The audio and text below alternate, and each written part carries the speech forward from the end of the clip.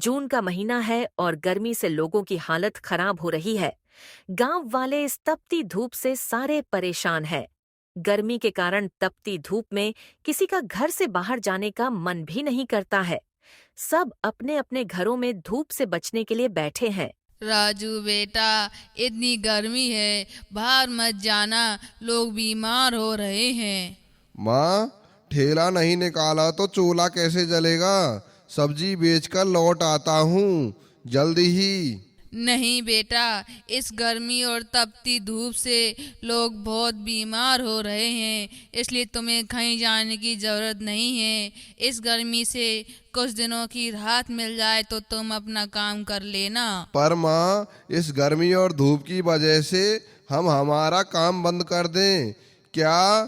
काम तो करना ही होगा ना माँ। तुझे नहीं पता, तेरी पड़ोस वाली आंटी कल सब्जी बेचने गई थी और गर्मी से उनकी हालत इतनी खराब हो गई कि अस्पताल में एडमिट है।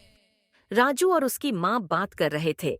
तभी वहां पर राजू की पत्नी सीमा आ जाती है। सुनो जी, गर्मी बहुत पड़ रही है और मुझे तो इस गर्मी में बिना कूलर के रहा नहीं जाता है, इसलिए आप कूलर ले आओ। ओहो, देखो इस महारानी को, अब इसको कूलर की हवा भी खानी है। कूलर की हवा खानी थी तो अपने साथ कूलर लेकर आती, तब खाती कूलर की हवा। सुनो जी, आप ऐसे मत बोलो, मेरे पापा ने बहुत कुछ दिया है, बस कूलर ही नहीं दिया।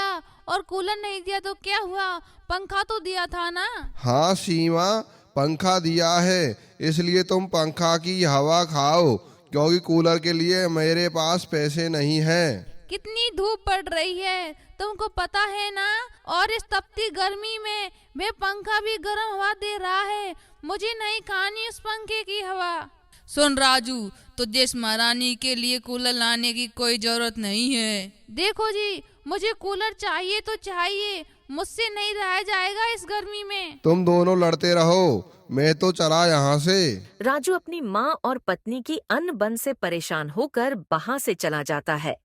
उनको पेड़ के नीचे एक बूढ़ी महिला दिखाई देती है। काकी, क्या हुआ?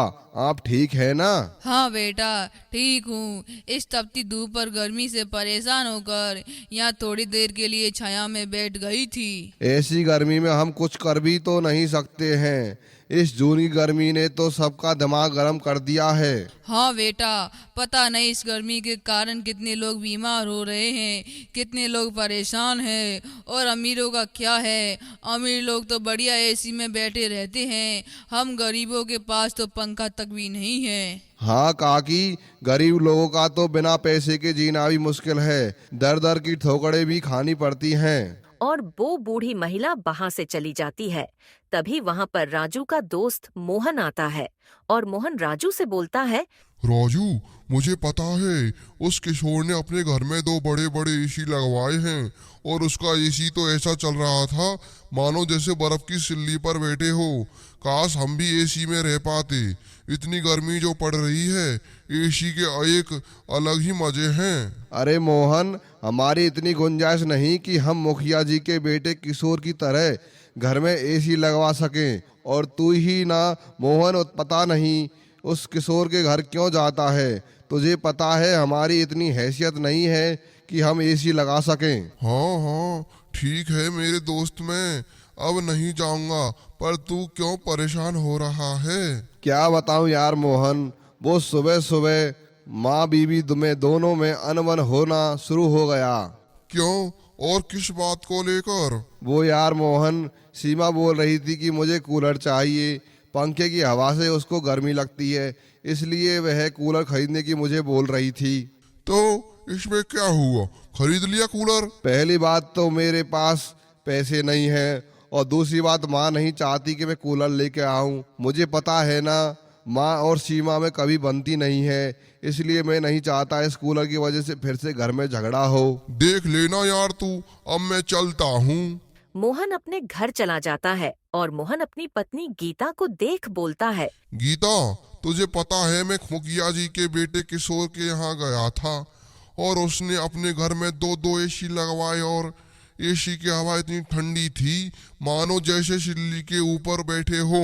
हाँ हाँ, पता है मुझे, मैंने भी सुना है कि किसी के घर में एसी है तो किसी घर में कूलर, पर हमारे घर में तो दोनों ही नहीं है, ना तो एसी ना कूलर। तो तुम क्या चाहती हो मैं तुम्हारे लिए लेकर आऊं? हाँ, तुम्हें पता है कि कितनी गर्मी लगती है हमें, फिर भी मैं आपसे कुछ नहीं बोलती, पर आप इतना नहीं सोच सकते कि घर में कूलर भी ला दो। पर गीता, मेरे पास कूलर के लिए पैसे भी तो होने चाहिए। आपके तो बस ये ही बहाने हैं। माँ बोल रही थी कि इस गर्मी के कारण उनकी तबीयत खराब हो गई। अब आप क्या चाहती हो, मैं भी बीमार हो जाऊं? ठीक है, मैं पैसे की व्यवस्था करता हूँ, कहीं से तेरे लिए कूलर लेके आता हूँ।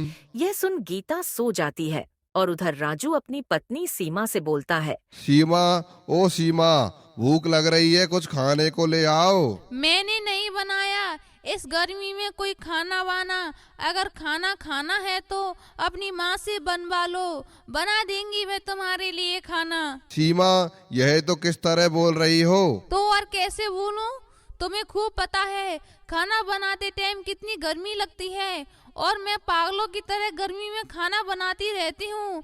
तुमसे तो मैंने बस एक कूलर लाने की बोला था, और उसकी भी तुम्हारी माँ ने मना कर दिया, तो बना देगी भैया अब खाना तुम्हारे लिए।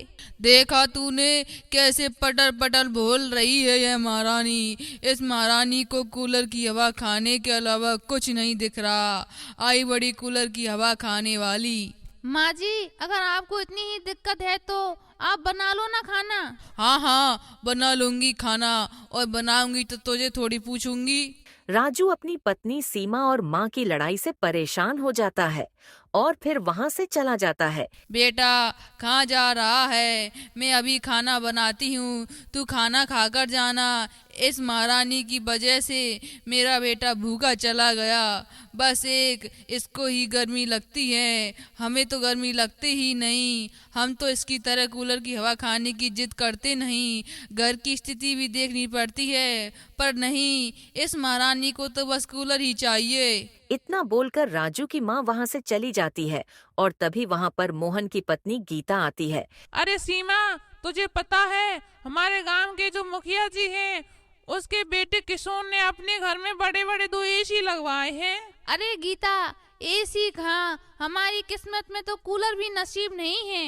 अरे सीमा, ऐसे मत बोलो, मेरे नसीब में तो है, इसलिए तो मैंने आज नया कूलर मंगा लिया। क्या तुमने सच में कूलर मंगा लिया? हाँ हाँ सीमा, मैंने सच में कूलर मंगा लिया है, और मेरा कूलर बिल्कुल ठंडी हवा देता है। तूने भी कूलर मंगा लिया गीता, बस हमारी किस्मत में कूलर नहीं है। अच्छा सीमा, तो अब मैं चलती हूँ, बढ़िया कूलर की हवा में कूलर के सामने मस्त बैठकर गर्मा गर्म पकोड़े खाने के मजे लूंगी। इतना बोलकर गीत वहाँ से चली जाती है। ऐसे ही दिन निकलते गए। फिर एक दिन राजू सीमा से बोलता है। सीमा, और तुम्हें कुछ दिखाना है? मुझे नहीं देखना कुछ, आप ही देखो, मुझे आपसे बात ही नहीं करनी। अरे सीमा, आओ तो सही, तुम बहुत खुश होगी, मेरी बात मानो, चलो मेरे साथ। सीमा और राजू अंदर जाते हैं और सीमा देखती है कि उसके घर में एक कूलर रखा है। अरे वाह, नया कूलर! ये कूलर कहाँ से आया जी? क्या आप इस कूलर को लेकर आए हो? हाँ सीमा, बोला था ना मैंने कि तुम देखकर खुश हो जाओगी, तो यह कूलर मैं तुम्हारे लिए लेकर आया हूँ। मुझे माफ कर दो जी, मैंने आपको वैसे ही आपको परेशान किया। अरे कोई बात नहीं सीमा, मैं समझ सकता हूँ, गर्मी ही इतनी पड़ रही है, तो उसमें तेरी क्या गलती है। अब सब बैठकर कूलर के सामने ठंडी ठंडी हवा खाते हैं। फिर राजू की माँ बोलती है। अब कोई कुछ भी बोले, लेकिन कूलर की हवा, ठंडी ठंडी हवा खाकर मजा आ गया।